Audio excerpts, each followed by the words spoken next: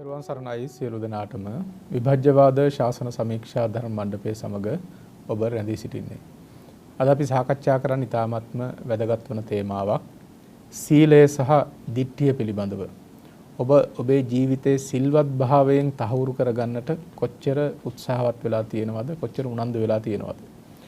ඒ වගේම දෘෂ්ටීන්ගෙන් නිදහස් වන්නට ඕන කියලා ඔබ කොයිතරම් වෑයම් කරලා තියෙනවද? ඉතින් මෙන්න මේ උත්සාහයට, මේ වෑයමට අපූර්ව දැනුමක් අවබෝධයක් එක්කරන්නටයි අප මේ සූදානම් වෙන්නේ. ඉතින් අදත් සුපුරුදු පරිදි සාකච්ඡා මණ්ඩපයේ සඳහා වැඩම කොට සිටිනවා ලබනෝරුව කන්ද ආරණ්‍ය සේනාසනාධිපති රාජකීය පඬිතු ශාස්ත්‍රපති කොත්මලේ කුමාර කස්සප පඬිත හාමුදුරන් වහන්සේ අපි තාමත් ගෞරවයෙන් හාමුදුරන් වහන්සේව පිළිඅර ගන්නවා. තෙරුවන් සරණයි කස්සප හාමුදුරුවෝ. තෙරුවන් සරණයි. අපි පසුගිය සතිවලදී කතා කරා සීල විපත්ති සහ සීල සම්පදා පිළිබඳව ඊටමත් සවිස්තරාත්මකව ඒ පිළිබඳව පැහැදිලි කිරීම කළා. අද අපිට කතා කරන්න තියෙනවා දිට්ඨි විපත්ති සහ දිට්ඨි සම්පදා පිළිබඳව.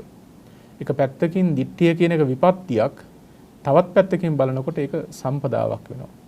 කසපහඳුන කොහොමද මේක පැහැදිලි කරන්නේ? තෙරුවන් සරණයි සියලු දෙනාටම. දිට්ඨි කියලා කියනකොට සාමාන්‍යයෙන් අපි සිංහල වචනයක් විදිහට කතා කරන දෘෂ්ටිය කියලා, දර්ශනය නැතිනම් කෙනෙකුගේ තියෙන දැක්ම පිළිබඳව.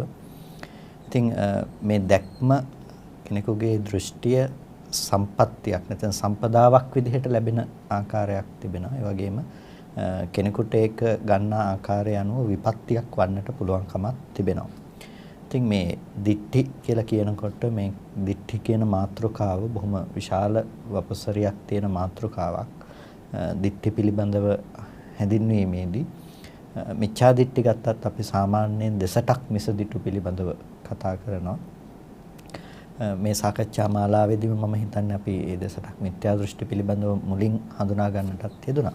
දිට්ඨි විපත්ති පිළිබඳව අපි තේරුම් ගන්නකොට අපිට තේරුම් ගන්නට තියෙන්නේ අපේ දර්ශනයේ යම්කිසි වරදක් තියෙනවා නම් ඒක තමාටත් හානි කර අනුන්ටත් හානි කරන යම් වරදක් තිබෙනවා නම් ඒක තමයි දිට්ඨි විපත්තිය කියලා. එහෙමත් නැතිනම් මිච්ඡා දිට්ඨිය තමයි දිට්ඨි විපත්තිය ලෙස අපිට හඳුන්වන්නට පුළුවන්කම තිබෙන්නේ. දිට්ඨි විපත්තිය පිළිබඳව විග්‍රහ කරනවා මේ අර අපි සාමාන්‍යයෙන් දස වස්තුක මිච්ඡා දිට්ඨි කියලා හඳුන්වන ඒ කොටස තමයි දිට්ඨි විපත්තිය හැටියට හඳුන්වන්නේ. කෙනෙකුට විපත්තියකට පත් කරන්නට සමර්ථ වන දිට්ඨිය. නත්ති දින්නම් නත්ති හිට්ටන් නත්ති හුතං නත්ති සුගත දුක්ඛත කම්මානම් පලං විපාකෝ නත්ති අයං ලෝකෝ නත්ති පරෝ ලෝකෝ නත්ති මාතා නත්ති පිතා නත්ති සත්තා ඕපපාතිකා නත්ති ලෝකේ සමනක් බ්‍රාහ්මනා සම්මග්ගතා සම්මා පටිපන්නා යේ ඉමංච ලෝකංච පරංච ලෝකංච සයං අභිඤ්ඤා පවේදේති. එතකොට මෙන්න මේ ආකාරයේ වූ දසවස්තුවක් පිළිබඳව අපි සාමාන්‍යයෙන් කියනවා දුන් දෙහි විපාක නැහැ, නත්ති දින්නම් කියලා කියනවා. දෙන දානයේහි විපාකයක් නැහැ. දැන් සමහර වෙලාවට අද වුණත් දැන් සංකල්පයක් විදිහට දානය කියන එක පිළිබඳව පිළිගන්නේ නැත්තෝ උනත් ඉන්නවා. ඒ කියන්නේ දන් දීම කියන දේ හොඳයි කියලා හිතනවා.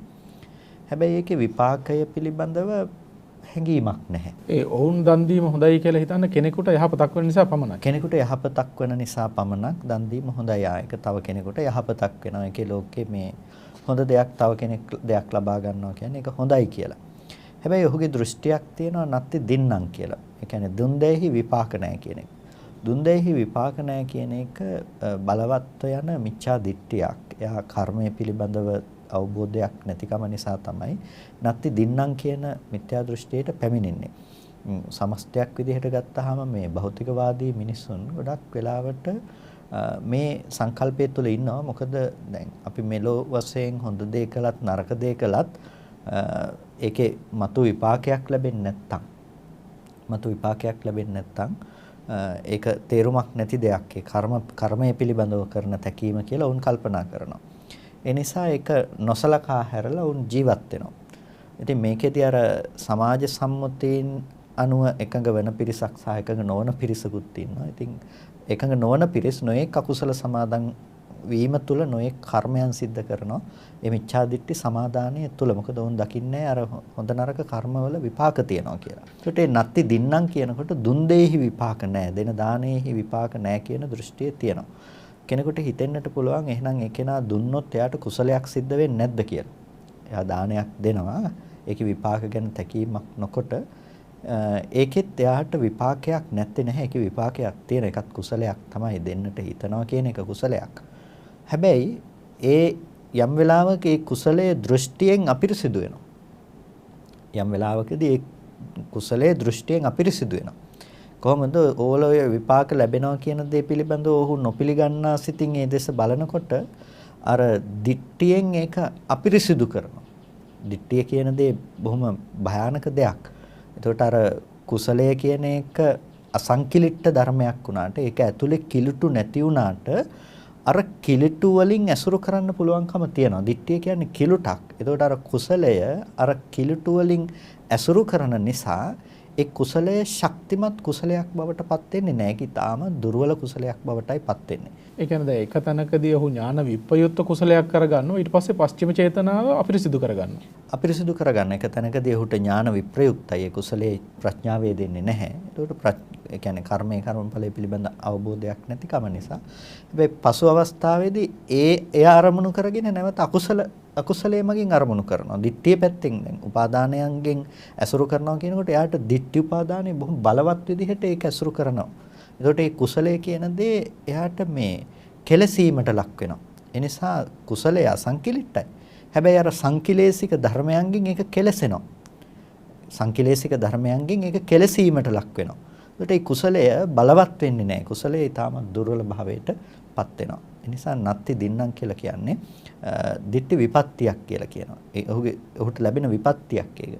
සමහර වෙලාවට වැඩෙත් කරලා ඒකෙන් ලැබෙන කුසලයේ පිළිබඳව ඔහු නොදන්න කම නිසා මෝඩකමෙන් කරන කල්පනාව නිසා ඒයින් ලබන්න පුළුවන් විපාකේවත් ඔහුට ලබන්නට පුළුවන් කමක් නැත්තේ නෑ. දැන් කස්සප හඳුනන්නේ මේ ත්‍රි හේතුක ප්‍රතිසන්දියක් ලබා ගන්න බෑ බඳු විපාකයකින්. ඒ බඳු විපාකයකින් ත්‍රි හේතුක ප්‍රතිසන්දියක් ලබන්නට පුළුවන් කමක් නැත්තේ නැහැ. හේතුව එතන ප්‍රඥාව යෙදෙන්නේ නැති නිසා. එතන අලෝභය යෙදෙනවා. ඔහු දෙන්නේ අලෝභ සහගත සිතින්. අලෝභය යෙදෙනකොට එතන අද්වේෂය යෙදෙන්නට පුළුවන්කම තියෙනවා. හැබැයි අමෝහය යෙදෙන්නේ නැහැ එතන. මෝහය එතන යෙදෙන්නේ නැහැ. නමුත් අමෝහය නැමැති කුසල චෛතසිකය ප්‍රඥා චෛතසිකය එතන භාවිත වෙන්නේ නැහැ. එතකොට එතන ඒ කුසලය බලවත් විපාකයක් ගෙන විද්දෙන්නට මනුස්ස ලෝකේ වුණත් හොඳ ප්‍රඥාවන්ත මිනිස්සෙක් ලෙස උත්පත්තිය ලබන්නට ඒ වගේම දිව්‍ය ලෝකයක උත්පත්තිය ලබන්නට ඒ කුසලය හේතුවක් වෙන්නේ නැහැ. අන්තිමේටම ක්‍රියාව කළා තියෙනවා. ඒක කිසිම අර බීජමය සාරය අතින් ගත්තාම ඊටාම සාරාපගත තත්වයක් තමයි ඒකේ දකින්නට පුළුවන්කම තියෙන. හරියට බොල් වී ඇටයක් වගේ. බොල් වී ඇටයක් කියන එකේ දැන් සාමාන්‍යයෙන් හොඳ වී ඇටයක් ගත්තාම ඒකෙනුත් ගහ හැදෙනවා. බොල් වී ඇටයකිනුත් ගොයන් ගහ හැදෙනවා. හැබැයි බොල් වී ඇටෙන් අර සාරවත් විදිහට නැවත හොඳ වී නිපදවන්නට පුළුවන් කමක් නැත්තේ නැහැ. ඒකෙන් බොල් වීම නිපද වෙනවා. මොකද ඒකෙන් හොඳ දෙයක් ලබා දෙන්නට ඒ බීජයේ තුල සාරවත් බවක් නැති නිසා. වගේ මේ කුසල හේතුවක් තියෙනකොට කුසලය කියන දේ අපි දන් දෙනවා කියන එක सिद्ध කරනවා. දන් දෙනවා කියන දේ सिद्ध කරාට ඒ දන් දීම තුලින් ලැබෙන විපාකය පිළිබඳව ඔහුගේ තැකීමක් නැති වෙනකොට ඒක අර ප්‍රඥාව යෙදෙන්නේ නැති වෙනකොට ඒකෙන් ගෙනවිත් දෙන කුසලයේ තුලින් ගෙනවිත් දෙන විපාක ගෙනවිත් දෙනවා. සමහරලාට මනුස්ස ලෝකේ මිනිස්සෙක් විදිහටම උත්පත්ති ලබන්න පුළුවන්කම තියෙනවා. හැබැයි මිනිස්සෙක් විදිහට ඔහු උත්පත්තිය ලැබුවත් එතනද තියෙනවා අර ප්‍රඥාවෙන් කරන කෘත්‍ය සම්පාදනය කරන්නේ. ඔහුට තර්කන හැකියාවක් නැහැ. ඔහුට තර්කන හැකියාවක් නැහැ. උසස් ප්‍රඥා සම්පත්තියක් ඔහුට ඇත්තේ නැහැ. එතකොට ඒ බීජමය සාරවත් බතින් ගත්තාම මේකෙන් ප්‍රරෝහණය වෙන දේ සාරයක් නැහැ වගේ. අර ඊට පස්සේ ඒ ලබාගත් ජීවිතයේ ඊළඟ ජීවිතය තුල උනත් ඔහුට බොහොම වටිනා විදිහට ජීවත් වෙන්නට පුළුවන් කමක් නැත්තේ නැහැ. ධර්මානුකූල ජීවිතයක් උනත් ගත කරන්නට හෝ ධර්මාභිසමයක් සිද්ධ කරන්නට හෝ ඔහුට පුළුවන් කමක් ලැබෙන්නේ නැහැ. මොකද ඔහුට ත්‍රි හේතුක ප්‍රතිසන්දියක් ලබා දෙන්නට තරම් වූ කර්ම ශක්තියකින් නෙමෙයි ඔහු ප්‍රතිසන්දිය අරගෙන තියෙන්නේ. ඒ නිසා මහා පරිමාණයේ ප්‍රඥා සම්පත්තියක් උපදවන්නට එතන නුසුදුසුයි. අර ඔල්වියටෙන් නිපදවුණු පැලේ සමර්ථ වෙන්නේ නැහැ වගේ අර අඩු කර්මයේ නිසා ඒ කියන්නේ හේතු අඩුවෙන් එතන ඉපදෙන නිසා ප්‍රඥාව එතන ලැබෙන්නේ නැති නිසා ඒ ප්‍රඥාව විරහිතව ලබාගත් විපාකය තුළ ඔහුට නැවත උතුම් ප්‍රඥා සංස්ථාපනයක් කරනවා ප්‍රඥාව උපදවනවා කියන එක එයාට කරන්න පුළුවන් කමක් නැත්තේ නැහැ. ඒකයි සාරවත් වියට උපදින්නේ නැහැ වගේ කියලා කිව්වේ. ඒ නිසා මේ දෘෂ්ටිය කියන දේ මිනිස්සෙක්ව එච්චර විපත්තියකට ඇද දමන්නට සමර්ථයි. සමහර වෙලාවට කෙනෙක් කොච්චර හොඳ විදිහට ජීවත් වුණත් මේ ජීවත් වෙනකම්ම ඔහුගේ සමස්ත ජීවිතයම ඔහු දිට්ටි විපත්තියටපත් වුණ පුද්ගලයෙක් නම් ඔහුගේ දිට්ටි විපත්තිය කියන දේ ඔහුව පීඩාවටපත් කළා නම් ඔහුගේ ජීවිතය ඇති වෙලා නම් අර කරපු සියලුම කර්මයන්ගේ ලැබෙන විපාකය සම්පූර්ණව ප්‍රඥාව නොයදුන තැනක් බවට පත් වෙනවා. ඒ නිසා ඒක දිට්ටි විපත්තියක් කියලා කියන්නේ. ඒ වගේම නති යිට්ටං කියලා කියනවා යදූ දේහි විපාක නැහැ කියලා. දැන් යාග හෝම කියලා හොත කියලා කරුණු දෙකක් තියෙනවා. යාග හෝම පැවැත්වීමෙහි විපාක නැහැ කියලා.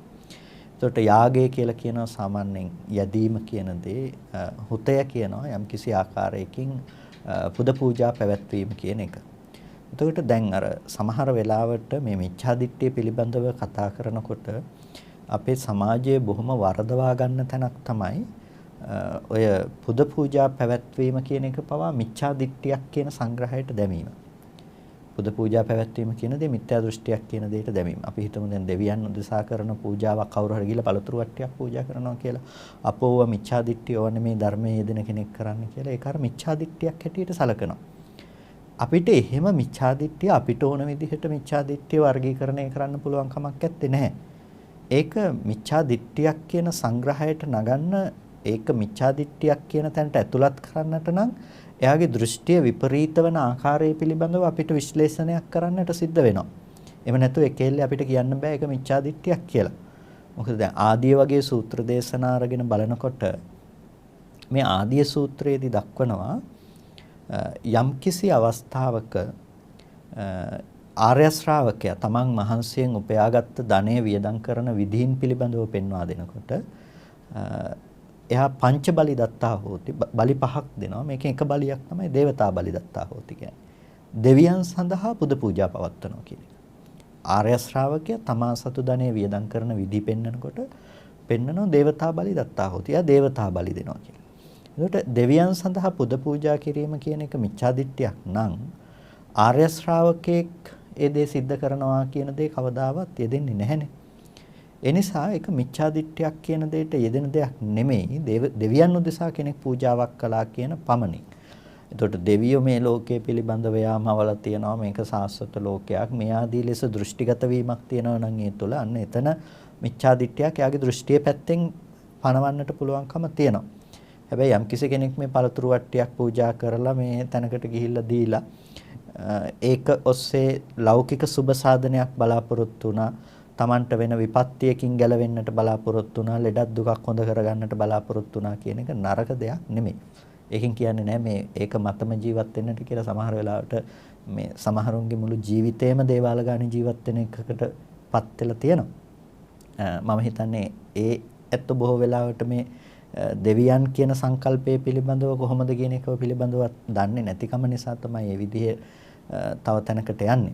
ඒ කියන්නේ අර මම ඔක ගොඩක් වෙලාවට අර්ථ දක්වන්නේ දැන් අපි යම් කිසි විදිහකින් අපහසුතාවයකටපත් වන වෙලාවක අපි යාළුවෙක්ගෙන් හැකියාව තියෙන කෙනෙක්ගෙන් අපිට උදව් ලබා ගන්නට අපි ගිහිල්ලා ඒ කෙනාගෙන් උදව් ලබා ගන්නවා.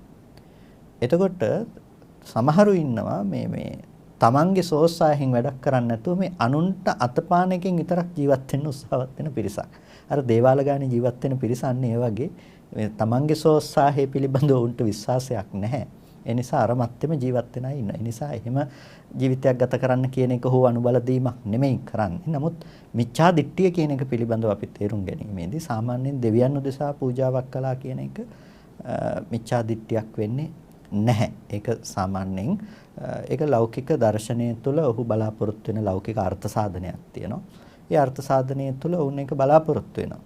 එතකොට දැන් සාමාන්‍යයෙන් එතන සිද්ධ වෙන යථාර්ථය දිහා අපි හිතලා බැලුවත් මාතෘකාවෙන් පිට කරුණක් වුණත් පොඩ්ඩක් කියන්නට මම හිතනවා හොඳයි කියලා. නැත්තම් සම්පූර්ණ නොවන නිසා දැන් අපි මෙතනදී කෙනෙක් අපි හිතමු විෂ්ණු කතරගම ආදී මහා අපි කෙනෙක් කියලා පුද පූජා පවත්වන දේව සංකල්පනාවක් තියෙනවා. මේ දෙවියන්ගේ ප්‍රභවයන් තියෙනවා. ඒ දේවල් පිළිබඳව තිබුණත් බෞද්ධයෙක් ගිහිල්ලා මේ තැනකට පුද පූජා පවත්වන්නේ ඔවුන්ගේ මේ අර ත්‍රිමූර්ති සංකල්පය වගේ උන්ගේ දෘෂ්ටිය පිළිබඳව අදහාගෙන ඒක දරාගෙන ඒක අනුගමනය කරන අනුගාමිකයෙක් විදිහට නෙමෙයි. තමන්ගේ ලෞකික සුබ සාධනය සඳහා ගිහිල්ලා කරන පූජාවක් විදිහටයි සරල ලෙසම කරන්නේ. පිහිටක් බලාපොරොත්තු වෙන්නේ.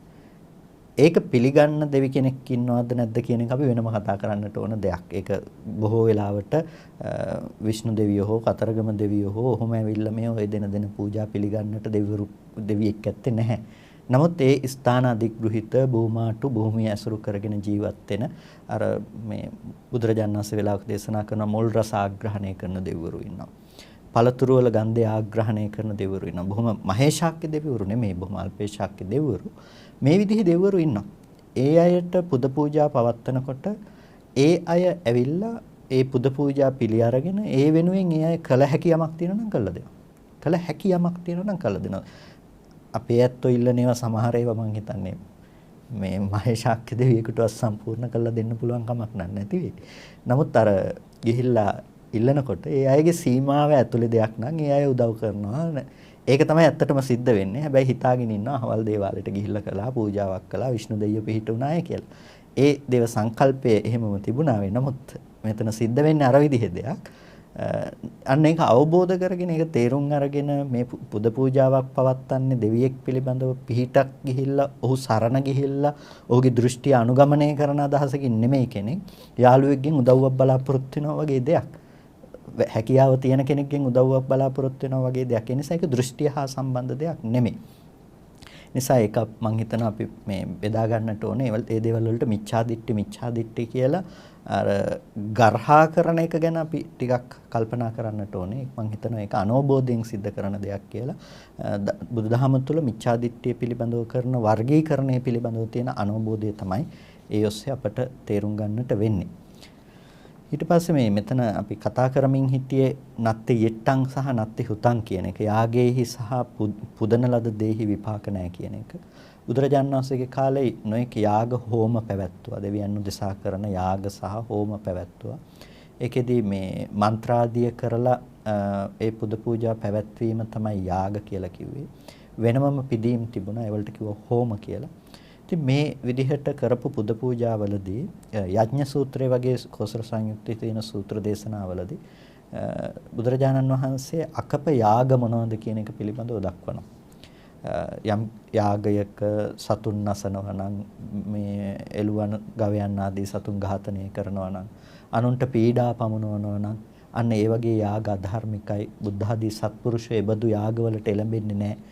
යම් යාගයක සතුන් මරන්නේ නැත්තම් යම් යාගයක හොඳ දේ නම් සිද්ධ වෙන්නේ දන් දීම ආදී හොඳ දේවල් නම් සිද්ධ වෙන්නේ ඒ බඳු යාගයට මුනිවරු එළඹෙනවා කියලා බුදුරජාණන් වහන්සේ එතනදී දේශනා කරනවා. එතකොට සියලු ආකාරයෙන් යාගය හෝ හෝමය බුදුදහම තුළ ප්‍රතික්ෂිප්ත නැහැ. සියලු ආකාරයේ යාග හෝම ප්‍රතික්ෂිප්ත නැහැ.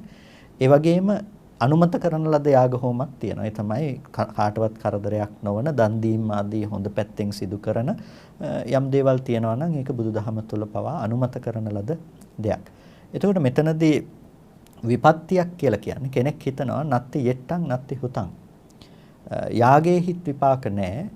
ඒ වගේම පුදන ලද දෙහිත් විපාක නැහැ කියලා. එතකොට යාගේහි විපාක සහ පුදන ලද දෙහි විපාක නැහැ කියලා තේරුම් ගන්න මිනිස්සයා අර කර්මයේහි ක්‍රියාකාරීත්වය පිළිබඳව තේරුම් ගන්න කෙනෙක් නෙමෙයි. කර්මය කියන දේ විපාක පිණිස එන්නේ කොහොමද කියන දේ තේරුම් ගන්න කෙනෙක් නෙමෙයි. ඒ නිසා යා නොයෙක් අකුසල සමාදානයට යන්නට පුළුවන් හේතු තියෙනවා.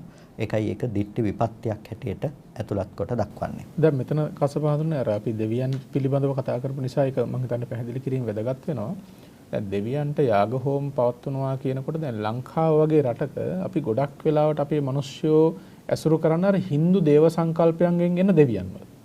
ඒක බුදුදහමේ තියෙනවා දෙවියන් කියලා වෙනම වර්ගීකරණයක්. භූමස්ත දෙවියන් ඉන්නවා, ආකාශස්ත දෙවියන් ඉන්නවා, ඒ වගේම අපිට හම්බ වෙන සදිවිලෝකල දෙවියන්. එතකොට දැන් මේ Hindu ආගමික දෙවියන් අදහන්නට ගියාම, ඒවට පුද සත්කාර කරන්න ගියාම ඇතැම් වෙලාවට ඕන් යොමුවන්නට පුළුවන් අර Hindu දේව සංකල්ප වලට. අන්න ඒක හරිම අනුතරදායක තැනක්. ඒක ඊටම අනුතරදායක තැනක්. ඒකයි මම කිව්වා එතන ඇත්ත දැනගෙන ඒක කරනවා නම් තමයි වඩා වැදගත් කියලා. දැන් විෂ්ණු කතරගමාදී මේ විදිහට ඉන්න දෙවිවරු දිහා අපි බලාගෙන ගියොත් එහෙම මේ මූලයන් තියෙන්නේ බුදුදහම තුළ නෙමෙයි. මේ මූලයේ තියෙන්නේ Hindu සංකල්පය තුළ. එතකොට මේ ලෝකයේ බ්‍රහ්මන් මවනවා ඊට පස්සේ විෂ්ණුන් විසින් පාලනය කරනවා ඊශ්වර තමයි ලෝකේ නාසකයා. එතකොට මේ විදිහට ඔවුන්ගේ ලෝකයේ පිළිබඳව වෙනම කියවීමක් තියෙනවා. එතන ඉඳලා පටන් ගත්තාම සර්වාත්මන් තත්වයටපත් වීම කියලා ඔවුන් ආත්ම සංකල්පයත් එක්ක යන දර්ශනයක් ඒ තුළ ගොඩනගනවා. එතකොට ඒ දේව සංකල්පයේ ප්‍රභවය සහ පැවැත්ම පිළිබඳව ගත්තාම ඔවුන් නිට්ටය වූ සදාකාලික වූ හැම කල්හි පවතිනා වූ සෑම තැනකම ව්‍යාප්තව පවත්නා ස්වර්ගයේහි පවතින තැනක තමයි ඔවුන්ගේ පැවැත්ම තියෙන්නේ. දැන් අතරම කසප හඳුනන ඇතම් ආගමික සංකල්ප බලනකොට Hindu ආගමික සංකල්ප සමහර වෙලාවට ඕනම අකුසලයක් කරලා දෙවියන්ගෙන් සමාව ගන්න පුළුවන්. ඒ කියන්නේ තමන්ගේ තාත්තව නැසලා වුණත් දෙවියන්ගෙන් සමාව ගන්න පුළුවන්. ඒ බඳු මිත්‍යා දෘෂ්ටියකටපත් වුණොත් එහෙම ඒකෙන් ලොකු අනතුරක් වෙන්න පුළුවන්. ඒකෙන් ලොකු අනතුරක් වන්නට පුළුවන්. ඒ නිසා දැන් අර අපි ගිහිල්ලා විෂ්ණු සඳහා පුද පූජා තියනවා කියලා අපි පූජා කරනවා තමයි වෙන්නේ. අර විදිහේ දෙයක් අපි ඒ කියන්නේ ඇත්තටම උදව් කරනවා නම් උදව් කරන්නේ එතන භූමිය අසුරු කරගෙන ඉන්න යම් කිසි කුසල ශක්තියක් නිසා ඉපදුණු අල්පේශාක්‍ය දෙවි කෙනෙක්. මේ හිතන්නේ අර විෂ්ණු දෙවියෝ කළා කියලා තමයි අපේ අත ගොඩක් වෙලාවට කල්පනා කරන්නේ. ඒ නිසා ඒ තියෙන සංකල්පය මම හිතනවා වෙනස් වන්නට ඕනේ. අද මේ පවත්තන Hindu දේව සංකල්පය කියන එක බෞද්ධ ජන සමාජයේ තාමත් වැරදි තැනක ඉන්නේ. අපේ මහේශාක්‍ය දෙවිවරු ඉන්නවා මේ ඒ කියන්නේ ධර්මය අවබෝධ කරගත්ත ධර්මයේ තේරුම් ගත්ත දැන් කසපන්නේ ඒකත් හැටි බලන්න දැන් බුදුදහමේ තියෙනවා ශක්‍ර දේවේන්ද්‍රය සතරවරන් රජදරුවන් මේ ගැන කියනකොට අපේ ඇතම් සමහර බෞද්ධයෝ hina වෙනවා. හැබැයි අර Hindu දේව සංකල්පවල එන දෙවියන් ගැන කියනකොට ගිහිල්ලා වැඳ වැටෙන බවකුත් පේන්න තියෙනවා. එහෙම බහුලව තියෙන එක ජන සමාජය තුළ මේක නිකන් කතාවකට සීමා කරලා නිකන් අර සුරංගනා කතාවක් කිව්වා වගේ නිකන් සක්‍ර දෙවිය මෙහෙමයි සතරවරන් දෙවිවරු මෙහෙමයි කියලා කිව්වහම ඒක පිළිබඳව කල්පනා කරන්නේ මේ විදිහට. හැබැයි අර විදිහට කිව්වහම දේවාලේ ඉන්න දෙවියෝ විෂ්ණු දෙවියෝ ඊශ්වර දෙවියෝ කතරගම දෙවියෝ කිව්වහම ඒකට නිකන් අර සංස්කෘතිකව හිමි වුණු බයපක්ෂපාතීත්වයක ඉඳලා කටයුතු කරන බව තියෙනවා. ඉතින් අර ගොඩක් වෙලාවට ඒ දෙවිවරු Hindu සංකල්පයන් තුළින් මම බුදුදහමට ආනයනය කරගත්ත දෙවිවරු. එතකොට අර අපේ තිබුණ දේව සංකල්පය බුදුදහම තුළ පැහැදිලි කරපු ලෝකයේ ඇත්තටම කුසලයේ නිසා ඉපදුණු කුසලයේ නැතිවීමෙන් එතනදී නැති වෙලා යන බුදුදහමේ අපිට කතා කරන්නේ ඒ විදිහටනේ. දෙවියෝ කියලා කියන්නේ මේ සදාකාලිකව ඉපදුණු ඒතන ඉඳලා මේ සියල්ල පරිපාලනය කරන ලෝකෙමවල ලෝකේ පරිපාලනය කරන පිරිසක් නෙමෙයි. ඒගොල්ලන්ට වෙනම පාලන තන්ත්‍රයක් තියෙනවා. ඒගොල්ලෝ වෙනම ජීවත් වෙනවා. ඒගොල්ලෝ ඉපදුනේ කුසල විපාකයක් නිසා. ඒගොල්ලෝ යම් කාල සීමාවක් තමයි එතන ඉන්නේ. ඒගොල්ලෝ ඒ කාල සීමාවෙන් පස්සේ එතනින් චුත වෙනවා. අකුසලයක් කරමුණු වෙලා ඒ අය ආපහු ඕනනම් දුගතියට යන්න පුළුවන්කම තියෙනවා. අද සක්‍රිය වෙලා හිටියත් ඊළඟ ජීවිතේ බලනකොට අපායට යන්න පුළුවන්කම තියෙනවා. එතකොට මේ තමයි අපේ දේව සංකල්පය. ඒක සම්පූර්ණම බෞද්ධ න්‍යාය මත මූල දර්ශනය මත තියෙන කර්මයේ කර්මඵල න්‍යාය මත පදනම් වෙච්ච දෙයක්. එතකොට ඒ අයට පුළුවන්කම තියෙන අපි දෙන පින් අනුමෝදන් වෙන්න. එතකොට ඒ දෙවියන් විසින් ඒ පින් අනුමෝදන් වෙනු ලබනවා. ඔවුන්ට ඒ පින් කරන්නට ඔවුන්ගේ ශක්ති ප්‍රමාණයෙන් දායක වීමේ හැකියාව තියෙනවා. එතකොට මේ තමයි බුද්ධ ශාසනය තුල කතා කරන දෙවියන් සහ බුදු ශාසනය තුල විග්‍රහ වන දේව සංකල්පය. එතකොට අර Hindu දේව සංකල්පය තුල මූලය තුල ඒක දකින්නට පුළුවන් කමක් නැත්තේ නැහැ. ඒ නිසා අර ලංකාවේ ඉන්න බෞද්ධයෝ බහුතරයක් පූජාවක් තිබ්බා කියන තැනින් මිච්ඡාදිට්ඨිගත නොවනත් අර දේව සංකල්පයේ පසුපස හඹා යාම තුල උන් දිට්ඨි විපත්තියකටපත් වීමේ ඉඩකඩක් තියෙනවා. පැහැදිලිවම එතෙන්ටපත් වීමේ ඉඩකඩක් තියෙනවා. ඒ නිසා ඒ බඳු මට්ටමකට යා යුතු වන්නේ නැහැ. ඒකයි මුලින්ම පැහැදිලි කළේ පිළිබඳව අපි අවබෝධයෙන් කටයුතු කිරීම මෙතනදී වැදගත් වෙනවා කියන එක. මේ බුදුදහම තුල කතා කරන දේ තේරුම් අරගෙන කෙනෙක් දෙවියන් උදෙසා පූජා කළා කියලා තමන්ගේ තියෙන ලෙඩකට දුකකට ගිහිලා පළතුරු වට්ටියක් මේක හොඳ වෙන්න කියලා පූජා කළා කියන එක ඒක අධර්මයක් නෙමෙයි. මිච්ඡාදිට්ඨියක් කියන දෙයට ඒක දාන්න පුළුවන් කමක් නැත්තේ නෑ. හැබැයි අර දර්ශනයට අනුරූපීව අපි හැඩගැහෙන්න පටන් ගත්තොත් යම් වෙලාවක හරියි මේ ලෝකයේ මවපු ලෝකයේ පාලනය කරන මේ තියෙන ලෝකයේ තුල සදාකාලික ස්වර්ගයේ තුල ඉඳලා කටයුතු කරන ඒ බඳු තැනක ඉඳලා අපි මේක ඇසුරු කරන්න පටන් ගත්ත ගමන්ම මොකද වෙන්නේ? අපි දිට්ඨි විපත්තියකටපත් වෙනවා. ඒ නිසා ඒ පිළිබඳව අපි බොහොම පරිස්සම් වන්නට ඕනේ. දැන් ගොඩක් වෙලාවට වෙන්නේ විෂ්ණු දෙවියෝ කියලා ඉන්නවා කියලා දේව රූපයක් හදාගෙන ඔතෙන්ට පුද පූජා තිබ්බත් ඇත්තටම මේ ප්‍රදේශයේ අධිග්‍රහිත වූ අපේ ඇසට නොපෙනෙන ඕනෑතරම් අමනුෂ්‍ය කොට්ටාස ඉන්නවා. එතකොට ඒ ප්‍රදේශයට අධිග්‍රහිත භූතයෙක් වෙන්න පුළුවන්, පෙරේතෙක් වෙන්නට පුළුවන්. එහෙමත් නැතිනම් භූමිය අසුරු කරගත්ත දෙවියෙක් වුණත් වෙන්නට පුළුවන්. එතකොට ඒ කෙනා කැමති එතනට තව කට්ටිය එනවට. ඒක සාමාන්‍යයෙන් මේ තියෙන මනසම තමයි. ව්‍යාපාරිකයෙක් කැමති එයාගේ වෙළඳ සැලකට වෙළෙන්දෙක් තව පාරිභෝගික වෙනවට කැමති. ඒ වගේ එයා කැමති එතනට තව ආයේ පුද පූජා පවත්වන්නට එතෙන්ට එනවා නම් කැමති. ඉතින් කැමැත්ත තියෙන ඒ අය මොකද කරන්නේ? අර කෙනෙකුට උදව්වක් කරන්න පුළුවන් අවස්ථාවක නම් ඒ අය ඒ උදව්ව කරනවා. නැතුව නෙමෙයි. ඊට පස්සේ අර ඒක මත ඒ ආරංචිය මත අපේ මිනිස්සු හොග් ගහලා එතෙන්ට යනවා. අපේ මිනිස්සු විෂ්ණු දෙවියන්ට කියලා වඳිනවා. හැබැයි පුද පූජා තියෙන දේ පරිභෝග කරනවා. එතන ඉන්න අමනුෂ්‍යයා. එහෙමත් නැතිනම් අල්පේශාක්‍ය දෙවියෙක් හෝ භූතයෙක් හරි පෙරේතෙක් හරි. එතකොට ඕකෙදි කුසලයේ පිළිබඳව තේරුම් ගන්න හොඳ කෙනෙක් උතන හිටියොත් හොඳයි. ඒ වගේම නරක කෙනෙක් හිටියොත් තව කරදර ඇති කරලා ඒ අය ගෙන්න ගන්න තැනටපත් වෙන්න පුළුවන් කමක් තියෙනවා.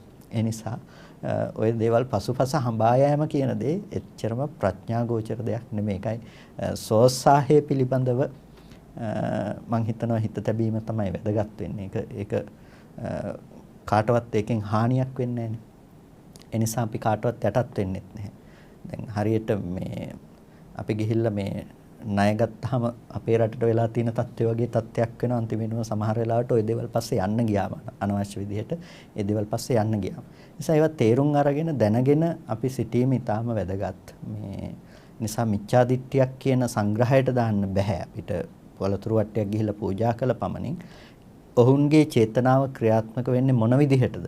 ඔබ ගිහිල්ලා පූජා තිනන ඔබේ සිත ක්‍රියාත්මක වෙන්නේ මොන විදිහටද කියන එක පිළිබඳව විමසීමකට ලක් කළා තමයි ඒක මිච්ඡාදිට්ඨියක්ද නැද්ද කියන එක පිළිබඳව තේරුම් ගන්නට සිද්ධ වෙන්නේ. දැන් මේ යාග හෝමවල ස්වභාවය වගේම තමයි මේ කරන ලද හොඳ නරක කර්මවල විපාකයේ කෙසේද කියලාත් යම් කෙනෙකුට සැක තියෙන්නට පුළුවන්. යම් කෙනෙක් සැකයෙන් සීමාවටපත් නොවේ ඒක ප්‍රතික්ෂේප කරන මට්ටමකට මේ යන්නත් පුළුවන්. මෙතන කසපහඳුන්නේ මිත්‍යා දෘෂ්ටිය දෙන්නේ. මෙතනත් පැහැදිලිවම මිත්‍යා දෘෂ්ටිය භාවිත වෙන තැනක්. නැත්te සුගත දුක්ඛටානං කම්මානං පලං විපාකෝ කියනකොට මේ සුගත කියලා කියනවා හොඳ, දුක්ඛටානං කියලා කියනවා මේ දුෂ්කෘතයන්ට යහපත් වැඩවල සහ නරක වැඩවල කම්මානං පලං විපාකෝ කර්මයන්ගේ ඵල විපාක ලැබෙන්නේ නැහැ කියලා කෙනෙක් හිතනවා. මේකත් ඊටාම මේ භයානක දෙයක්. බොහෝ වෙලාවට මේ සමහර වෙලාවට මේ සම්‍යක් දෘෂ්ටිගත උන්නේ හිතන අයගේ පවා මේ පිළිබඳව සමහර අවස්ථාවලදී බලවත්ව නැගෙන අවස්ථා තියෙනවා. මේක තීරණය කරන්නේ එයාගේ සමස්ත ජීවිතය පිළිබඳවම එයා මෙබඳු දෘෂ්ටියක සමාදන් වෙලාද ඉන්නේ කියන එක පිළිබඳව දැක්මක් දැකලාම නෙමෙයි. ඒක අකුසලයක් කරන මොහොතකට උනත් ඒ කෙනාට මේ දික්ටිගත සිත යෙදෙන්න පුළුවන්කම තියෙනවානේ. මේ දික්ටිගත සම්පයුක්ත සිත යෙදෙන්න පුළුවන්කම තියෙනවා. මෙහෙම කරාට මේ විදිහට අකුසල් සිද්ධ වෙන්නේ නැහැ කියලා හිතාගෙන මිනිස්සු නරක දේවල් කරනවා. නැත්te සුඛද දුක්ඛටානං කම්මානං පලං විපාකෝ කියනකොට මේ සුකෘත දුෂ්කෘත කර්මයන්ගේ විපාක පිළිබඳව ඔහු තේරුම් ගන්නේ නැහැ. මේ විදිහට කරා කියලා මේකේ විපාක ලැබෙන්නේ නැහැ. ඒ විදිහට අපි තීරණය කරනවා වැඩ පිළිබඳව සමහර කර්ම පිළිබඳව අපි තීරණය කරනවා. මේක මේ අකුසලයක් නෙමෙයි මෙහෙම කිව්වා කියලා කොහෙද අකුසලයක් වෙන්නේ කියලා අපි පූර්ව නිගමනයකටපත් වෙලා ඒ දුෂ්කෘත කර්මයේ විපාක නැහැ කියලා හිතන අවස්ථා ඕනෑ තරම් තියෙනවා. මම හිතනවා කෙනෙකුගේ ජීවිතය අනිවාර්යයෙන්ම බෞද්ධයෙක් වුණත් ඔහු උත්පත්තියෙන් සමහර වෙලාවට කුසල කර්ම සිද්ධ කළා පොහේ දවසේදී සිල් සමාදන් වෙලා හිටියත් ගිහිල්ලා ඔහුට මේ දිට්ඨිගත සම්ප්‍රයුක්ත අකුසල් සිත් භාවිත වෙනවා. ඒක ඒ අවස්ථාවට වෙන්න පුළුවන්. එයා මේකෙන් කර්ම සිද්ධ වෙන්නේ නැහැ. මෙබඳු කර්මයක මේ දුෂ්කෘතයෙන් වෙන අකුසල විපාකයක් ඇත්තේ නැහැ. මේ හොඳ දේ කළා කියලා මේකෙන් වෙන කුසලයක් ඇත්තේ නැහැ. එයා ඒ විදිහේ විනිශ්චයන්ට පත්වන්නට පුළුවන්කම තියෙනවා. දැන් අකුසල විපාක දෙන විදිහ කර්මය කර්මඵලයේ පිළිබඳව මනා සම්‍යක් ප්‍රඥාවකින් කෙනෙක් ඉන්නවා නම් මම හිතන්නේ ජීවිතේට ඒකේන අකුසලයක් පිළිබඳව තමන්ගේ මනස නමයි කියලා. ඒ පිළිබඳව තියෙන අනවබෝධය නිසාම තමයි බොහෝ දෙනෙක් අකුසල කර්මවල වඩාත් නියුක්ත වන්නේ. හොඳ නරක කර්මවල විපාක තමන් කරාම පැමිණෙන විදිහ ගැන තමන් දන්නේ නැතිකම කියන දේ. ඒක කෙනෙක්ව දිට්ඨි විපත්තියට පත් කරන්නට පුළුවන්. සමහර අය සමස්ත ජීවිතයම දිට්ඨි විපත්තිය ගත කරනවා. කෙනෙකුට අවස්ථානුරූපීව විතරක් දිට්ඨි විපත්තියට පත්වන්නට පුළුවන්කම තියෙනවා. එයා කර්මය කරන වෙලාවේදී හිතනවා තීරණය කරනවා මේ දේවල් අකුසල් නෙමෙයි කියලා. අකුසල් නෙමෙයි කියලා තීරණය කරගෙන අකුසලයේම නියුක්ත වෙනවා. ඒ නිසා ඒකත් භයානක අවස්ථාවක්. මේ අකුසලයේ පිළිබඳව සහ කුසලයේ පිළිබඳව හඳුනාගන්නේ නැහැ කියන එක. බුදුරජාණන් වහන්සේ මේකට නිර්ණායකයක් අපිට දීලා තියෙනවානේ. දෙක කුසලයේද අකුසලයේද කියලා තීරණය කරගන්න නිර්ණායකයක් දීලා තියෙනවා. යම් කිසි දෙයක් හිතන්නේ, කරන්නේ, කියන්නේ. ඒකේ මූලයේ දිහා බලනකොට ලෝභයෙන් නම්, ද්වේෂයෙන් නම්, මෝහයෙන් නම් ඒක අකුසල. ඒක අකුසල. තං කම්මං දුක්ඛ විපාක. ඒක දුක් විපාක ගෙන විද්දෙන දෙයක්. ඒක තමයි අකුසලයේ ස්වභාවය. යම් කිසි කර්මයක් කරන්නේ ලෝභපකතං කම්මං ලෝභජන් ලෝභ සමුදයන්. ලෝභයෙන් නම් ඒක සමුදය වෙලා තියෙන්නේ. දෝසපකතං කම්මං දෝසජන් දෝස සමුදයන් නම් මෝහපකතං කම්මං මෝහජන් මෝහ සමුදයන්. ලෝභ ද්වේෂ මෝහ ටිකෙන් නම් ඒක ඉපදිලා තියෙන්නේ. තං කම්මං අකුසලං. අන්න ඒක තමයි අකුසලය. තං කම්මං දුක්ඛ විපාක. ඒක අනිවාර්යයෙන්ම දුක් විපාක ගෙන විද්දෙන ලබන දෙයක්. ඒ නිසා සමහර වෙලාවට කෙනෙක් හිතන්න පුළුවන් අපි හිතමුකෝ විවේචනයක් කියලා කෙනෙක් කරන සාධාරණ විවේචනයක්. එතකොට සම්මුති විදිහට බැලුවාම කෙනෙකුට මේකේ සාධාරණ විවේචනයක් කියලා හිතෙන්න පුළුවන්. හැබැයි මේ විවේචනයක් කරන වෙලාවේදී යාගේ හිත ඇසුරු කරන්නේ ද්වේෂ සහගත සිතක්. දැන් අපි හිතමු දැන් අද සමස්තයක් විදිහට අපේ මිනිස්සු සමහර වෙලාවට හිතන්නේ බලන්නේ නැතුව උදාහරණයක් ගත්තොත් සරල උදාහරණයක් භික්ෂුන් වහන්සේලාට දෝෂාරෝපණය කරනවා. භික්ෂු සීලය ගැන දන්නෙත් නැහැ. භික්ෂූත්වයේ තියෙන්නේ කොහොමද නැති වෙන්නේ කොහොමද කියලා දන්නෙත් නැහැ. සමහර වෙලාවට මේ සාමාන්‍යයෙන් භික්ෂුත්වය නැති නොවන වරදක් පිළිබඳව දැකලා මහා ලොකුවට මේ පිළිබඳව විවේචනය කරමින් දොස් කියන මේක අකුසලයක් නෙමෙයි මේක මේ හොඳ වැඩක් වගේ දැකලා හිතලා ඒ වගේ කටයුතු කරන අය ඉන්නවා. එතකොට මේ දේවල් තුල සිද්ධ වෙන්නේ කොහොමද? ඔවුන් ඒකේ සිද්ධ වෙන අකුසලයේ පිළිබඳව විනිශ්චය කරගන්න තරම්වත් ඔවුන්ගේ නුවණ මොහුකුරලා නැහැ. ඒ නිසා අපි යම්කිසි කර්මයක් සිද්ධ කරන්න අවශ්‍ය වෙන මූලික හේතුව පිළිබඳව අවබෝධයක් තියෙනවා නම් අපි ditthi විපත්තියකටපත් වෙන්නේ නැහැ. එතකොට ditthi විපත්තියක් කියලා කියන්නේ අර හොඳ හෝ නරකව කරපු කර්මවල විපාක එන්නේ නැහැ කියලා එයාට තියෙන දැක්ම. එයා හිතනවා ඒකේ විපාකයක් එයා කරා කවදාවත් එන්නේ නැහැ. ඒක සාමාන්‍යයෙන් එයා අතහැර දමන දෙයක්. කර්මය කියන දේ නොසලකා හැර දමන දෙයක්. නිසා නත්ති සුඛත දුක්ඛතානං කම්මානං පලං විපාකෝ කියනකොට එයා කර්මයන්ගේ ඵල විපාක පිළිබඳව නැහැ කියන තැන ඉඳලා ඒ දේ කරනවා. ඒ දේ කරනකොට ඒ කරන කර්මයේහි ඵල විපාක නැහැ කියන තැන ඉඳලා ඒ දෘෂ්ටිය තුළ පිහිටලා ඔහු ඒ දේ කරනකොට අන්න ඒක බලවත් යන අකුසලයක් බවට පත් වෙනවා. දැන් මේක බෙදනකොට අපි බොහොම විශ්ලේෂණය කරන්නට ඕන දෙයක් මේක නියත මිච්ඡා දිට්ඨියට වැටෙන්නේ මොන අවස්ථාවේ මොන විදිහටද කියන එක පිළිබඳව අපි හිතන්නට ඕන දෙයක්. මොකද කෙනෙකුට මේක අර අපි දිට්ඨිය ගැන කතා කරනකොට මේ ධර්මයේ තුල විග්‍රහ කරන ප්‍රධාන වචනයක් තමයි අබිනිවේෂ පරාමාසෝ දිට්ඨි කියන එක. අබිනිවේෂ පරාමාසය තමයි දෘෂ්ටිය කියලා කියන්නේ. එතකොට යම්කිසි සංඥාවක් තියෙන්න පුළුවන් සංඥාව දෘෂ්ටිය හැටියට දක්වන්නේ නැහැ. කියන වස්තුව කියන දේ දෘෂ්ටිය හැටියට දක්වන්නේ නැහැ. වස්තුව දෘෂ්ටිය හැටියට දක්වන්නේ නැතුව ඒක දැඩි ලෙස අබිනිවේෂ පරාමාසය දැඩි ලෙස පරාමර්ශණය කරගෙන සිටීම කියන එක. ඒකේ බැසගෙන සිටීම තමයි දෘෂ්ටියක් හැටියට දක්වන්නේ. එනිසා මේවා නියත මිච්ඡාදිට්ඨිය කියනකොට මේ වස්තුන්ගේ තියෙන අබිනිවේෂ පරාමාස බව අපි තේරුම් ගන්නට අවශ්‍යයි. සමහර වෙලාවට කෙනෙකුට අර තමන්ගේ චේතනාව විනිශ්චය කරගන්නට බැරුව හොඳද නරකද මේ වෙලාවේදී තිබුණේ කියන චේතනාව පිළිබඳව විනිශ්චය කරගන්න බැරුව යනවනේ. අපි හිතමු සාධාරණව කුල දූෂණයක් සිද්ධ වෙනවා භික්ෂුන් වහන්සේ නමක් අතින්. ඒ වෙලාවේදී කෙනෙක් මේ පිළිබඳව දෝෂාරෝපණයක් කරනවා. මනුස්සා උජ්ජායන්ති කීයන්ති විපාචින්ති කියලා මම හිතන්නේ කුල දූෂණය කියන වචනේ පැහැදිලි කරන්නට වෙයි. කුල දූෂණය කියන එකෙන් මේ ශාසනික වශයෙන් අදහස් කරන්නේ සදැහැති කුලයන්ගේ ශ්‍රද්ධාව විනාශ වන විදිහට කටයුතු කිරීම. නැත්තම් වෙනත් අදහසක් ඇති කරගන්න පුළුවන් ඒ වචනයත් එක්ක.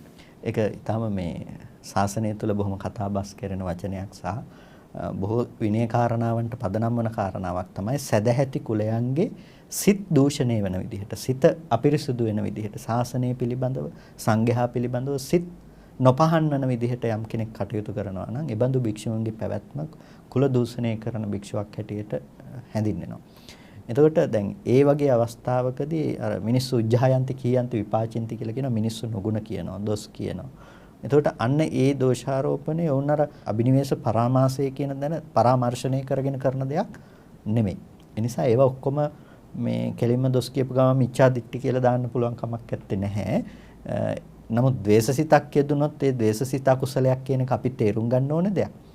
හැබැයි අබිනිවේෂ පරාමාසෝ දිට්ඨි කියලා මේ නත්ති සුඛත දුක්ඛටානං කම්මානං පලං විපාකෝ කියන තැනදී කතා කරන්නේ මොන ආකාරයක්ද කියන එක පිළිබඳව හරියට තේරුම් අරගෙන ඉන්නට ඕනේ. මෙතනදී මේක අබිනිවේෂ පරාමාස මට්ටම තමයි දිට්ඨි කියලා කියන්නේ. බඳු දේවල් වල කිසිම විපාකයක් ආයේ කවදාවත් ලැබෙන්නේ නැහැ කියන මට්ටමේ දැඩිව ඔහු ඇසුරු කරගෙන පවත්වන දෘෂ්ටිය පිළිබඳවයි මෙතනදී කතා කරන්නේ. ඒක කෙනෙකුට తాවකාලිකව වෙන්නත් පුළුවන්. සමහරලාට එයාගේ මුළු ජීවිත කාලෙම වෙන්නත් පුළුවන්. දැන් ඔය වගේම කස්සපහන්නේ වර්ධවා ගන්න තැනක් නෙමේ. අපේ මේ බොහොම ශ්‍රද්ධාවන්ත අය පවා වර්ධවා ගන්න තැනක්.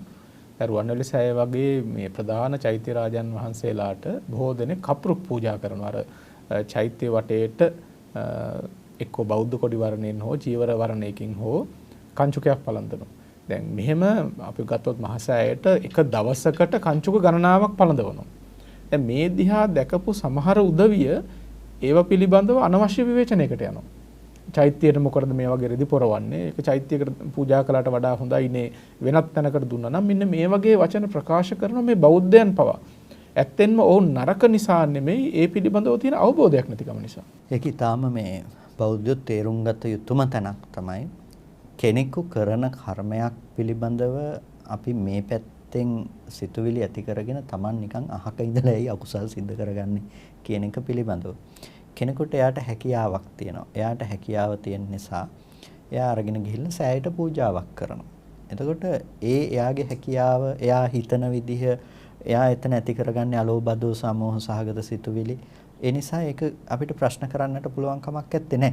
බුදුරජාණන් වහන්සේ කියලා කියන්නේ මේ ලෝකයේ අග්‍ර දක්ෂිණීය උතුමන් වහන්සේ. ඉතින් උන්වහන්සේට පූජා කරන්නට කෙනෙක් සතුව තියෙන්නේ යම් දෙයක්ද ඒ දේ පූජා කරන්න පුළුවන්කම තියෙනවා. ඒ කුසලයේ ඔහුට තියෙනවා. ඒ නිසා ඔහුට තියෙන කැලෑ ගහක පිපුණු මල් ටිකක් නම් ඔහු අරගෙන ගිහිල්ලා ඒක පූජා කරයි. කෙනෙකුට සමහර වෙලාවට මේ ලෝකේ තියෙන එකම සාකේ මල ඔහුට ලැබෙන්න පුළුවන්. ඒක ඔහු අරගෙන ගිහිල්ලා පූජා කරන්න පුළුවන්. ඒ ගැන විවේචනයක් කරන්නට යෑම තුළ සමහර වෙලාවට අකුසල් සිද්ධ වෙන ආකාරය පිළිබඳව අපි බෞද්ධයන් හැටියට ඔබ තේරුම් ගන්නට ඕනේ. සමහර වෙලාවට අර තියෙන මේ බොහොම සංවේදී කාරණා අපි දකිනවා. අර බොහොම දුර්ලභ ශාක, ඒ කියන්නේ ලෝකේ බොහොම වඳ වී යන ශාකවල මල් අරගෙන ගිහිල්ලා ඇතැම් වෙලාවට මහසෑයට පූජා කරනවා. මේ වගේ අවස්ථා අපි දකිනවා. එතකොට සමහර වෙලාවට මේ සදැහැති දරුවෝ බොහොම ශ්‍රද්ධාවෙන් ශාසනය පිළිබඳව හැඟීමෙන් මම ආයනයෙන් කටයුතු කරන, ඒ වගේම පරිසරය සහ ලෝක පැවැත්ම පිළිබඳවත් බොහොම සංවේදී හොඳ හිතක් තියෙන අය මේ පිළිබඳව විවේචනයක් කරනවා. මේක නුසුදුසු දෙයක් කියලා. බුද්ධිමත් දරුවෝ අපි දකිනවා ඒ ගැන බොහොම මධ්‍යස්තව ඉඳලා විවේචනයක් කරනවා. ඇයි ගහේ තියෙනකොටම භාග්‍යතුන් වහන්සේට මල පූජා කරන්න පුළුවන්? ඇයි ඒක අපි කඩාගෙනම ඇවිල්ලා මෙතනම තියලා පූජා කරන්නේ? ඒක අද වෙනකොට විනාශ වෙයි. අදහවස් වෙනකොට උන්ට ගහේ තිබ්බනම් ඒක තව ටික දවසක් හරි පූජා වෙනවනේ කියලා. ඒක කුසලයේ පැත්තෙන්ම හිතලා කුසලයේ පැත්තෙන්ම කියන්න පුළුවන්කම තියෙනවා. ඒ වුණත් අපි මේ බඳු තැන්වල අපේ හිත පිළිබඳව නම් බොහොම පරිස්සම් වන්නට ඕනේ. ඒ දේවල් පිළිබඳව කතා කරනකොට මහා සෑය මීට වඩා ලොකු ප්‍රමාණයකින් හදන්නට යනකොට ඒ පිළිබඳව කවුරුත් වචනයක් කිව්වේ නැහැ දුටුගැමුණු රජුරන්ට මේ ප්‍රමාණයට වඩා ලොකු කරන්න එපා කියන. බොහෝ දිනෙකට වැටහුණා ඒ ප්‍රමාණයට වඩා ලොකු කරාම ප්‍රතිසංස්කරණය අපහසුයි, මේ දේවල් පවත්වා ගන්නට අපහසුයි. මේක නොතේරුණා නෙමෙයි, බොහෝ දිනෙකට තේරුණා. හැබැයි කවුරුත් වචනයක් කිව්වේ නැහැ. ඒකෙන් සිද්ධ වෙන්න පුළුවන් අකුසලයේ පිළිබඳව කල්පනා කරලා. නමුත් පුරාණ ගෞතම මහරහතන් වහන්සේ විසින් රජුරන්ට උපදෙස් ලබා දුන්නා ඒක කරන්නේ කොහොමද කියලා. ලකුණ්ඨක බද්දිත තෙරුණහන්සේගේ කතා ප්‍රවෘත්තිය දන්නා නිසා දෝ එදා සමාජයක විවේචනය කරන්නට ගියේ නැහැ. ඒ අකුසලයන්ගේ විපාකයේ පැමිණෙන විදිහ. ඒ නිසා අපි කුසලයේ පිළිබඳව විනිශ්චය කරගන්නකොට පරිස්සම් වෙන්නට ඕනේ. මොකද අවුරුදු 50ක් 60ක් ඉඳලා අපි මැරිලා යයි. හැබැයි ඒ රැස් කරගන්න කුසලයේ හෝ අකුසලයේ ඡායාව සහ ගුණ පසුපස්සෙන් එන කරත්තරෝදේ වගේ අපි පසුපස්සෙන් එනවා කියන එක අමතක කරන්නට හොඳ නැහැ. ඒ නිසා විවේචනය කියන දේ අපි සිද්ධ කරනකොට හරිම කල්පනාකාරී වෙන්නට ඕන. තර්කානුකූල වෙන්න පුළුවන්. බෝධියට ගිහිල්ලා කොඩියක් පූජා කළා කියන එකෙන් බෝධිය ළඟට අරගෙන ගිහිල්ලා පොල් පැලයක් පූජා කරා කියන එකෙන්, බෝධියට අරගෙන ගිහිල්ලා මල් ටිකක් පැන් ටිකක් පූජා කළා කියන එකෙන් බෝධියට මල් වල ඇති වැඩේ මොකද්ද? පොල් පැලයක ඇති වැඩේ මොකද්ද? ඒකට ගිහිල්ලා වක් කරන්න ඕනේ වතුර විතරනේ කියන තරමේ සැහැසි මිනිස්සු අද සමාජය තුළ බිහි වෙලා ඉන්නවා. හැබැයි එතනදී පවත්වන්නේ මේ බුදුදහම කියලා කියන්නේ ද්‍රව්‍ය මූලික කරගත්ත දර්ශනයක් නෙමෙයිනේ. ඒක ආධ්‍යාත්ම කේන්ද්‍රීය දර්ශනයක්, මනෝමූලික දර්ශනයක්. එතකොට එතන ඇති වෙන අලෝභද්වේ සමෝහ සහගත චිත්ත සන්තතිය සහ පූජාව සිද්ධ කරන ඒ අරමුණෙහි තිබෙන ඒ මහග්ගත ස්වභාවය නැත්නම් අරමුණෙහි තිබෙන සුවිශේෂ බව සලකා තමයි අපිට තීරණය කරන්නට වෙන්නේ අකුසලයේ කියන දෙහි තියෙන බලවත් බව කියන එක. ඒ නිසා බුදුරජාණන් වහන්සේ කියන උත්තරීතර ගුණය අරමුණු කරගත්තාම ඒකේ විපාකයේ අනන්ත අප්‍රමාණව ලැබෙනවා. කෙනෙක් මහසෑය අරමුණු කරන්නේ බුදුරජාණන් වහන්සේ අරමුණු කරනවා වගේ මහා ශ්‍රද්ධාවකින්. ඒක එයා පූජා කරන්නේ gadolu ගොඩකට ගිහිල්ලා දානේ පූජා කරන අදහසකින් නෙමෙයි බුදුරජාණන් වහන්සේට කරන අදහසකින්. දුගියෙක් පිළිබඳව පූජාවක් කළොත් එහෙම එයාට හිතන්න තියෙන එතන එයාගේ තියෙන අසරණකම විතරයි. එතනින් එහාට දෙයක් හිතන්න පුළුවන් කමක් නැත්තේ නෑ. ඒ නිසා ඒකෙදි චේතනාව පැත්තෙන් තමයි කර්මය පිළිබඳව විනිශ්චය කරන කෙනෙකුට මම හිතන්නේ විනිශ්චය කරන්න සිද්ධ වෙන්නේ. භෞතික මහසෑය දාහනේ වළඳනවද දුගියාගේ බඩගිනි නිවෙනවද කියන එක පිළිබඳව නෙමෙයි, කර්මයේ පැත්ත පිළිබඳව විශ්ලේෂණය කරන කෙනෙකුට කර්මයේ පැත්තෙන් විශ්ලේෂණය කරන්නට සිද්ධ වෙන්නේ. දුගියෙකුට කන්න ටිකක් දුන්නොත් ඒකත් මහා කුසලයක්. ඒ මිනිස්යාගේ බඩගිනි ටික නිවීම සහ මිනිස්යාගේ ඒ තියෙන අසරණ බව පිළිබඳව සැලකීමක් කරලා. එතකොට ඒකත් බුදුරජාණන් වහන්සේගේ අවවාදයක් සිද්ධ කිරීමක් තමයි. හැබැයි ආනිසංස පිළිබඳව තක්සේරු කළොත්, කර්ම විපාකයේ පිළිබඳව තක්සේරු කළොත්, අර කර්මයේ සහ මේ කර්මයේ ලැබිය හැකි විපාක ප්‍රමාණය ගත්තොත් ඊටාම අවම සහ උපරිමස්තේ පිළිබඳව අපිට කතා කරන්නට පුළුවන්කම තියෙනවා. ඒ කර්මය බෙදෙන විදිහ, ඒ ධර්මතාවයේ බොරු කියලා කියන්නේ, ඒ ධර්මතාවයේ එහෙම නෙමෙයි කියලා කියන්න මම හිතන්නේ කාටවත් පුළුවන් කමක් නැත්තේ නෑ. ඒ නිසා අර සාමාන්‍ය සමාජයේ සංවේදී පැවැත්ම කියන දේ පිළිබඳව යෙදෙන කරුණුත් එක්ක කුසලයේ අකුසලයේ විනිශ්චය කර ගැනීමට අද බෞද්ධ ජන සමාජයේ බොහෝ සෙයින් අපොහොසත් වෙලා තියෙනවා බොහෝ දෙනෙක්. සමහර වෙලාවට පූජාවක් කියන දේ සකසා කරන්නට ඕනේ. පළතුරු කැම්පිටින් කෙසෙල් කැම්පිටින් අරගෙන ගිහිල්ලා පූජා කරන වෙලාවල් අපි දකිනවා. අපි විවේචනයක් කළ යුතු නැහැ. ඒක ඔහුගේ අලෝභය සමහ කුසල සහගත සිත නිසා. හැබැයි අපිට පුළුවන් නම් ওই පූජාව ඊට වැඩිය සකස් කරලා ওই කෙසෙල් කැන පිටින් ගිහිල්ලා තියන්නේ නැතුව භාජනයකට මේ විදිහට පිළිවෙලට තියලා ඔක පූජා කරා නම් මහා අනිසංසයක් ලබන්න පුළුවන් නේද කියලා අපිට ඒ කරන දේ මෙයාට තව පැත්තකින් පූජාව කළ හැකි ආකාරය පිළිබඳව පෙන්වා දෙන්න පුළුවන්. ඒ නිසා බෞද්ධයන් හැටියට ඔබ ඊටාම ප්‍රවේශම් වන්නට ඕනේ කුසලයේ පිළිබඳව තීරණය කර ගැනීමේදී, කටයුතු කිරීමේදී ඒ දේ කොහොමද අපි විනිශ්චය කරගන්නේ හොඳ සහ නරක කර්ම පිළිබඳව කියන එක ගැන. විශේෂයෙන්ම මේ මහසෑය මහබෝ ඇසුරු කරනකොට ඔබ බොහොම කල්පනාකාරී වන්නට ඕන. ඔබ ශ්‍රද්ධාවෙන් යුක්තව කටයුතු කරනවා නම් තමයි වැදගත් වෙන්නේ. අනවශ්‍ය විවේචන වලට යන්න හිතන්නට එපා. ඒන් බොහෝ අකුසල් සිද්ධ වන්නට පුළුවන්. අපිට ඉතිහාසයේ හරි ලස්සන කතා ප්‍රවෘත්තීන් හම්බ වෙනවා. මහසෑයවලට පූජා කරපු ඒ කොඩි සමහරලාට හුළඟේ ගහගෙන ගිහිල්ලා සමහර උදවිය ඒව අරගෙන පරිහරණය කරලා තියෙනවා. ඒ වගේ අකුසල විපාක වුන් භුක්ති විඳිනවා പ്രേතාදී තැන්වල ඉපදිලා. දැන් මේ බඳු කතා පුවත් අපිට හම්බ වෙනවනේ කස්සප හඳුරන්නේ. ඒ එක්තරා චෛත්‍යරාජන් වහන්සේ නමකට පූජා කරපු ඒ කොඩිය හුළඟට ගහගෙන ගිහිල්ලා. එතකොට ඒ ගත්ත පුද්ගලයා දන්නේ නැහැ මේ චෛත්‍ය සන්තක දෙයක් කියලා. නමුත් ඒක අරගෙන පරිහරණය කරපු එකේ අකුසලයට പ്രേතෙක් වෙලා ඉපදිලා යකඩ පට වලින් ඔහු වෙලී තියනවා කියනවනේ. ගිනි ගන්නවා. අප්‍රමාණ දුකක් විඳිනවා. ඉතින් අකුසලුත් එහෙමයි. ඒ වගේම තමයි කුසලුත්. එතකොට ඔබ මහසෑය මහබෝ ඇසුරු කරනකොට හිත, කය, වචනය සංවර කරගෙන ශ්‍රද්ධාවෙන් ඇසුරු කරන්නට ඕන. අනවශ්‍ය විවේචන වලට, අශ්‍රද්ධාවෙන් කරන කටයුතු වලට, ඒබඳු වචන වලට පෙළඹෙන්නට එපා. ඒ වගේ දේවල්වලට උත්සාහවත් වන්නට එපා. එයින් බොහෝ අකුසල් සිද්ධ වන්නට පුළුවන් නිසා. ඉතින් ඒ බවත් සිහිපත් කරමින් දැන් අපි කතා කරන්නේ මේ දස වත්තුක මිත්‍යා දෘෂ්ටිය පිළිබඳව. මේක විපත්තියක්, මේක විනාශයක්. යම් සිතක මේ මිත්‍යා දෘෂ්ටිය තියෙනවා නම් සැබවින්ම ඔහු විනාශයට ගමන් කරන පුද්ගලයෙක්. එතකොට මේ විනාශය කරා ගමන් කරන සිතක තියෙන තවත් ලක්ෂණයක් තමයි මෙලෝ පරලෝ පිළිගන්නේ නැතිකම. මොකද්ද ගසපන්න මේක? නත්‍යයන් ලෝකෝ නත්ති පරලෝකෝ කියනකොට මෙලවක් සහ පරලොවක් පිළිබඳව පිළිගැනීමක් නැහැ.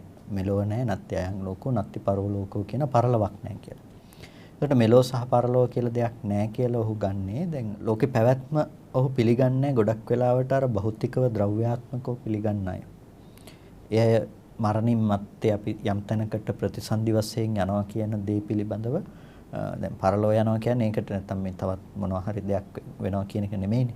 මෙතනින් චුත වෙලා තව තැනකට ප්‍රතිසන්දි වශයෙන් බැස ගන්නවා කියන එක. එතකොට මේ දේ පිළිබඳව දන්නේ නැතිකම නිසා හිතනවා මේ ද්‍රව්‍යාත්මකව මේ පණ තියෙන්නේ මේ ඇඟේ තමයි. මේක බිඳිලා යනවා කියන්නේ මේ ඔක්කොම ඉවරයි. ආයෙ කරපු දේවල් වල කිසිම විපාකයක් නැහැ කියන එකත් එක්කම මෙලෝ පරලෝ පිළිබඳව පිළිගැනීමක් ඇත්තේ නැහැ.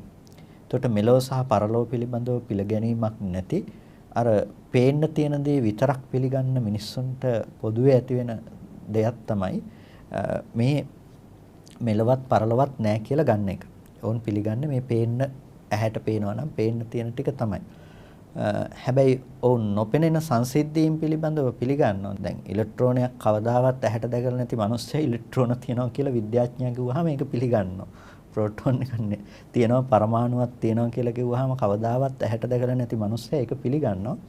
හැබැයි කර්මයක් තියෙනවා, කර්මඵලයක් තියෙනවා කිව්වහම මේ මිනිස්සු ඒක පිළිගන්න ලෑස්ති නැහැ. ඒක හරිය අමුතු සංසිද්ධියක්. ඒක හිත ඇතුලෙන් ඇති වෙන මම හිතන කුහකකමත් එක්කෙන එකක්ද කියලා එහෙම පිළිගන්නට තරම් ඒ මනුස්සයාගේ හිත නැමෙන්නේ නැහැ. දැන් දාර්ශනික සන්දර්භයක් ඔස්සේ භෞතික විද්‍යාවේ මූලධර්ම උගන්වපු මිනිස්සුන්ටත් වැඩිය භෞතික විද්‍යාඥයෝ වෙලා තියෙනවා මේ අද කාලේ බිහි වෙච්ච සමහරු. මම හිතන්නේ භෞතික විද්‍යාවේ මූලධර්ම කියලා දුන්න අයට භෞතික විද්‍යාව උගන්වන මට්ටමට ඒ ඇත්තෝ භෞතිකවාදීන් වෙලා තියෙනවා මේ අද කාලේ ඉන්න සමහර අය. ඉතින් මේ දිහා බලනකොට මේ භෞතික කරුණු භෞතික සාධක විතරක් විශ්ලේෂණය කරලා තීරණය කරනවා නෑ මේ ලෝකේ මෙලෝ කියලා දෙයක් ඇත්තේ නැහැ, පරලෝ කියලා දෙයක් ඇත්තේ නැහැ, මේක මේ පැවැත්මක් විතරයි කියන තැනක මේ පැවතිලා මේක නැති වෙලා යනවා කියලා හිතනවා. ඒකට මෙලව නැහැ කියලා හිතන්නේ මොකද්ද කියලා කෙනෙකුට හිතෙන්නට පුළුවන්. දැන් පරලව නැහැ කියන්නේ නම් අපි හිතමු උපදින්නේ නැහැ කියලා හිතුවා කියලා. මෙලව නැහැ කියලා හිතන්නේ මොකද්ද කියලා. දැන් මෙලව නැහැ කියන තැන බොහොම එයාට මේ විදිහට නාම රූප ධර්මයන්ගේ මේ තියෙන ක්‍රියාකාරීත්වය හිත පිළිබඳව තියෙන විග්‍රහයන් පිළිබඳව නොදන්නකම නිසා එයා හිතන්නේ මේ ද්‍රව්‍යාත්මකව භෞතික පැවැත්මක් විතරයි තියෙන්නේ කියන එක. මේ ලෝකේ මේ විදිහට පේන දේවල් මොකක්වත්ම නැහැ කියන තැන එයා දෘෂ්ටිගත වෙලා තියෙනවා. සමහර සංකල්ප තියෙනවා මේක ඔක්කොම මායාවක් විතරයි. දෙවියන් විසින්ම අවබ ලෝකයක මේක ඔක්කොම මායාවක් විතරයි. මේ ලෝකේ කියන්නේ බොරුවක් විතරයි. සදාතනිකත්වයේ තියෙන්නේ ස්වර්ගයෙහි.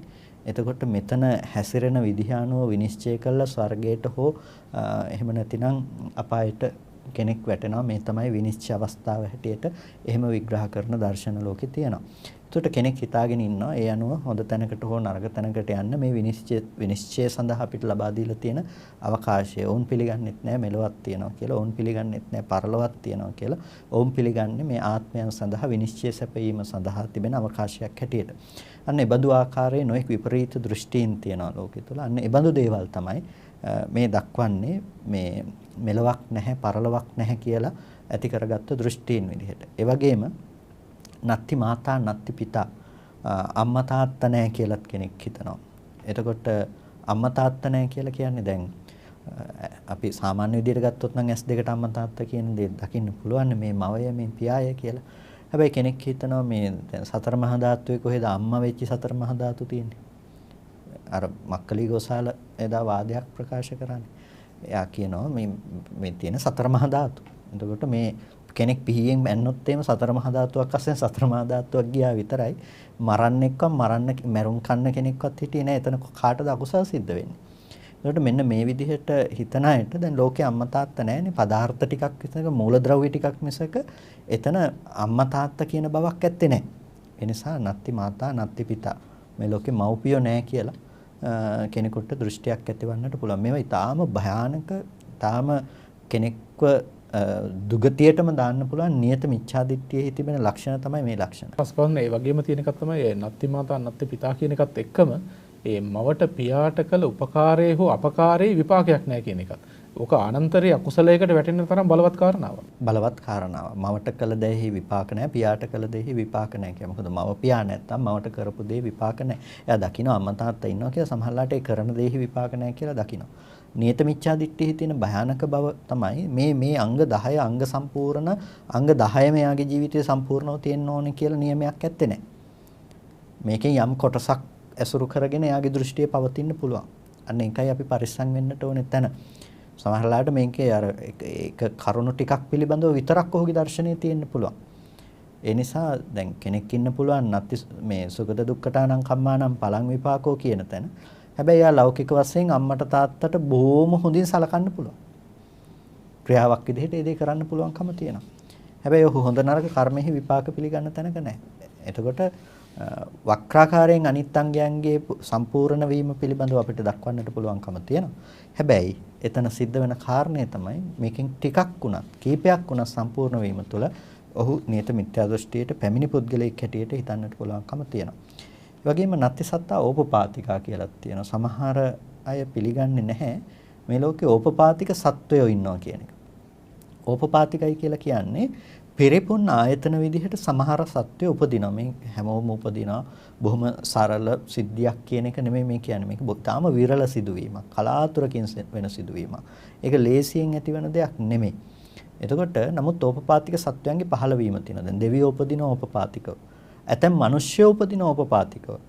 එතකොට පූර්වකල්පික මිනිස්සු උපදිනවා ඕපපාතිකව. එතකොට මේ විදිහට ඕපපාතික සත්වයන්ගේ පහළවීමක් ලෝකයේ තුල තියෙනවා. පිරිපුන් ආයතන ඇතිව පහළවීමක්. අපි ගත්තාම දැන් මේ ඕපපාතික උත්පත්ති ගැන කතා කරනකොට දැන් අර නාගයක්ෂාදී මේ සත්වයින් ගැන කතා කරනකොට ඕපපාතික උත්පත්ති කතා කරනවා. ඔය සමහරලාට බුදුරජාණන් වහන්සේ ලංකාවේ පහළ වුණා කියන පිරිසගේ ගොඩක් වෙලාවට මේ නියත මිච්ඡාදිට්ඨියට මේ අනුව යන ලක්ෂණ ගොඩක් වෙලාවට ඒ තැන්වල භාවිත වෙනවා ඇතැම් ලක්ෂණ. ඕන් පිළිගන්න කැමති නෑ ඕපපාතික සත්වයෝ ඉන්නවා කියලා. නාගයෝ කියන එක මේ ඕපපාතිකව මේ දිව්‍යමය නාග කොට්ටාසයක් කියන එක පිළිබඳව ඕන් පිළිගන්නේ නෑ.